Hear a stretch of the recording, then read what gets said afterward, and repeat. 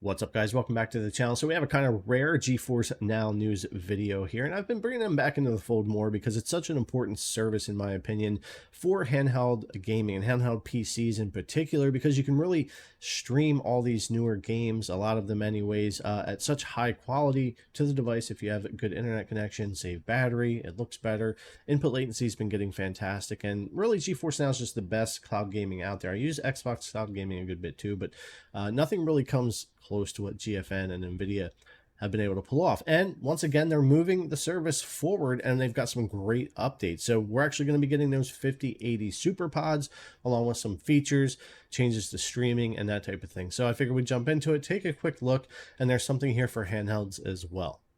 All right, so like I said, we are getting those RTX 5080 SuperPods. So Nvidia is bringing Blackwell RTX to GeForce Now, which means we're going to be able to stream these games even better to our handheld devices or whatever other device you might be using. I actually use GeForce Now a lot on my desktops as well. It just keeps the heat down. I'm not running things if I don't need that local performance.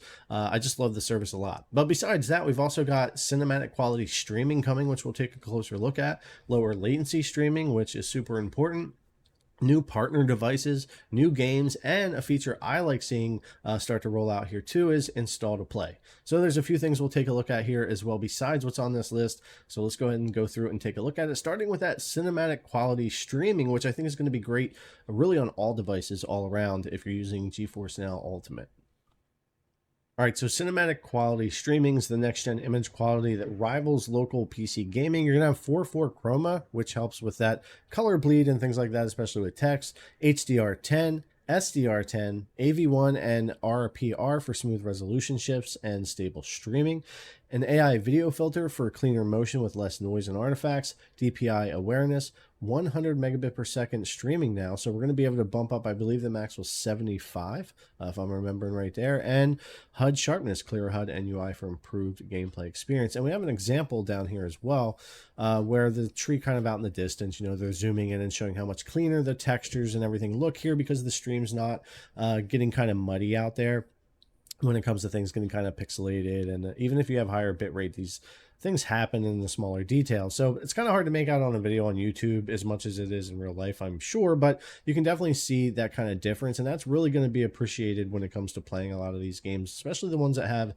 really nice looking environments and everything. And even on the handheld devices like the handheld PCs on the smaller screen, this kind of clarity fix is going to be really nice. Now, of course, we have to see how it's truly implemented once it comes out, and I'll be testing all this here on the handhelds when it happens and when I get access, and we'll do some videos on that. But yeah, I would be very excited to see some improvements to the streaming quality. Something else Nvidia is always trying to do is lower the latency and make things a better experience when it comes to cloud gaming as well. And there's always going to be a little bit of introduced latency when you're streaming, but if you've used GeForce Now, especially the Ultimate tier lately in the past couple of years, I'm sure you've noticed how great, if you're having a good experience, if you've got great internet, how great that latency can really be. And yeah, for me, a lot of times it does feel like it's rivaling my local PC. But yeah, they continue to work with partners here to make that experience even better and keep introducing lower and lower latency and just making the experience better overall. Now, this part's really cool here for something we've been asking for. So for handhelds, the Valve Steam Deck has that 90 FPS OLED screen. So GeForce Now on the Steam Deck OLED is going to support the 90 hertz, the 90 FPS. And considering most games that we're streaming from there, especially if we're running them at that 800p, or even if we're running them higher and downsampling those, we can hit that 90 FPS. So this should make for some really good, smooth quality streaming on the Steam Deck OLED. So I can't wait to check this one out, especially if it gets combined at all with, say, 5080, the cinematic quality streaming, and all of that. Yeah, I'll be very interested to take a look at that experience when it comes out on the Steam Deck. And of course, test this out, these upgrades out on all the handhelds. But that in particular was something I was really happy to see them bringing here. Now, some other stuff as well, for those of you that are really into using the racing wheels, there are certain Logitech racing wheels that are now going to be supported on GeForce Now. So that's going to be whether you're on your handheld, other device, PC, whatever, you should be able to make use of that. And then there's more support coming for 4K 120 FPS with HDR on certain LG TVs. And they'll have all that stuff listed out on their website as far as what particular models for steering wheels and TVs and that type of thing. But yeah, they do keep expanding on more devices.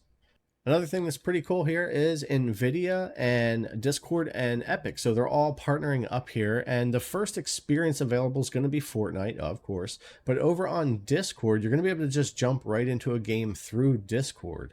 You'll be able to jump into Fortnite in particular for now. But this is a feature they're looking at being able to expand and have more games available. So if you're in a certain server or chatting in Discord, maybe someone puts a link, or maybe there's just something there from a company or a channel, it's going to link to a game that you would just be able to click on and go in directly and play. So yeah, another nice little expansion here, partnering up and finding a way to get GeForce Now in more places, especially popular places like Discord, and be able to try games right away. Now, this is another cool feature as well that's coming, which is install to play. Now, this isn't going to be for all storefronts or for necessarily all games right now, but it is going to add over 2,200 more Steam games to GeForce Now's library. And basically the way it's doing that is all the games that have opted into GeForce Now, which are a ton on there, but they're not actually moved over onto the service yet. This will allow those games to be downloaded while you're on your GeForce Now, while you're online, and played through Steam there. So that's really going to help have a lot more games available right away. You'll be able to use the high-speed local storage. You're going to get 100 gigabytes of single session storage that you can download very quickly, download these games to and play off of. You can also pay for persistent storage as an add-on and keep your games downloaded ready for when you log on. So this is pretty great way to kind of integrate a lot more Steam games quickly, and I'm sure they'll be looking at expanding this more and more. But yeah, install to play, it's a great way to kind of launch that, and it's a feature a lot of us have been asking for. What else is great here? No changes to the pricing. So you still got your free tier, your performance tier, and your ultimate tier, and those are staying at their current pricing, $10 a month for performance and 20 a month USD for the ultimate tier. So we're getting a lot of upgrade here and a lot more features, and fortunately for now, no increase in price.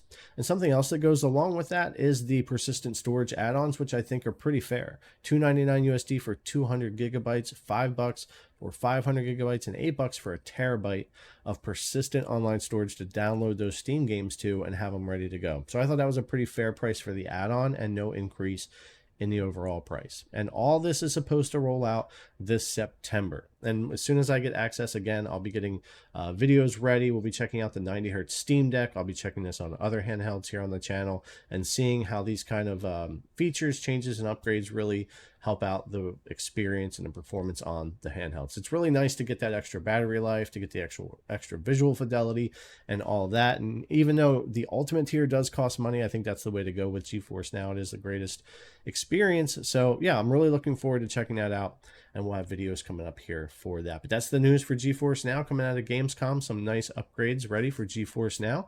Let me know what you guys think in the comments below. As always, thanks a lot for coming and check out the video. I really appreciate it. I'll see you in the next one.